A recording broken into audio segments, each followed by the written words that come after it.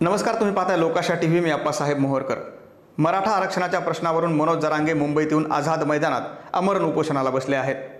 सरसकट मराठा समाजाला ओबीसीतून आरक्षण मिळावं अशी त्यांची मागणी आहे। त्यांच्या या मागणीला अनेक आमदारांनी खासदारांनी पाठिंबा दर्शवलाय। निवृत्त न्यायमूर्ती संदीप शिंदे यांच्या नेतृत्वाखाली राज्य सरकारने जरांगे पाटील यांच्याशी चर्चा करण्याचा प्रयत्न केला आणि हे आंदोलन सोडवण्याचा देखील प्रयत्न झाला। मात्र हा संपूर्ण प्रयत्न निष्फळ ठरलाय। आम्हाला ओबीसीतूनच आरक्षण हवं आहे अशी मागणी मनोज जरांगे पाटील यांची आहे आणि जोपर्यंत ओबीसीतून मराठा समाजाला आरक्षण मिळत नाही तोपर्यंत मुंबई सोडणार नाही असा देखील पवित्रा जरांगे पाटलांनी घेतलाय। दरम्यान आता जरांगे पाटील यांच्या मागणीमुळे ओबीसीतील काही नेत्यांमध्ये अस्वस्थता निर्माण झाली असून पहिल्यांदाच मंत्री छगन भुजबळ सक्रिय झाले आहेत।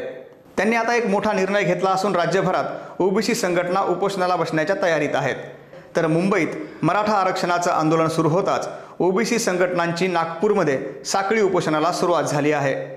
तर जालना जिल्ह्यात येत्या 1 सप्टेंबरपासून ओबीसी संघटना आपलं उपोषण चालू करणार आहेत। या सर्व घडामोडीत ओबीसी समाजाची बाजू लावून धरणारे तसेच जरांगे यांच्या मागण्यांना विरोध करणारे छगन भुजबळ मात्र कुठंच दिसत नव्हते। मुंबईत जरांगे यांचं आंदोलन तीव्र झाल्यामुळे छगन भुजबळ आता सक्रिय झालेत।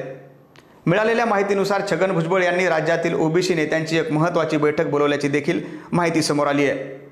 त्यामुळे आता ओबीसी, मराठा आणि राज्य सरकारमधील संघर्ष अधिक तीव्र होण्याची शक्यता वर्तवली जाते। व्हिडिओ जर आवडला तर पुढे नक्की शेअर करा आणि आमच्या लोकाशा टीव्हीला सबस्क्राईब करायला विसरू नका।